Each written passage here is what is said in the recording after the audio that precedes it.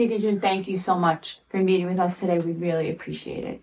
Could you tell us who your favorite saint is, a little bit about them, and how you first got to know about them? Okay, so that's Mother Teresa is my favorite saint, and that all happened way back when I was in the seminary in 1985, and we had to go on a 5-day silent retreat, and that took place at St. Ignatius Retreat House, run by the Jesuits in Manhasset.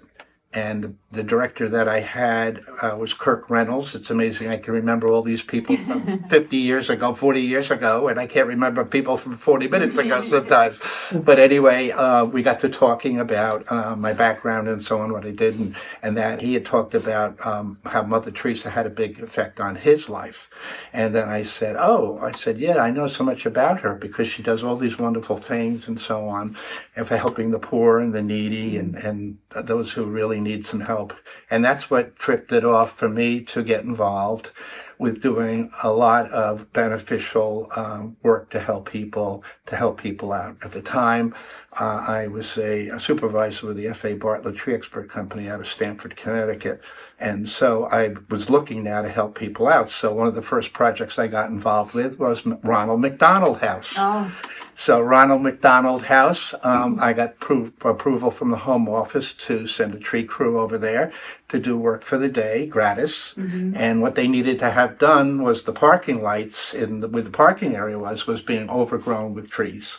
And so I had the men cut the trees back, cleaned everything up, and they were so appreciative. They gave all the men on the job, they gave them Ronald McDonald T-shirts. Oh, wow. And then from there, I worked a couple of other agencies and things like that. Habitat for Humanity. I did two projects with them, one in West Hampton and one in East Hampton. And both were for people who were screened and made eligible for receiving the house. And the house was held in trust by the organization. People think that the houses are just given to these people, but they have to put sweat equity into it. And that was, they had to, do painting inside and sheetrock. And they did work with the tree crew that I sent out there. It sounds so much like your role as clergy. Yeah. And your devotion to Mother Teresa and how she helps people were the perfect match. Exactly. It was. And over time, after that, I ended up doing benefit work for various churches on the east end of Long Island. They needed some help, but they didn't have the money to do this, to do that, and I'd sent men out there to do the work. And most recently, with Sister Lisa, she called me to do some work over at one of the mobile home parks here in Bohemia.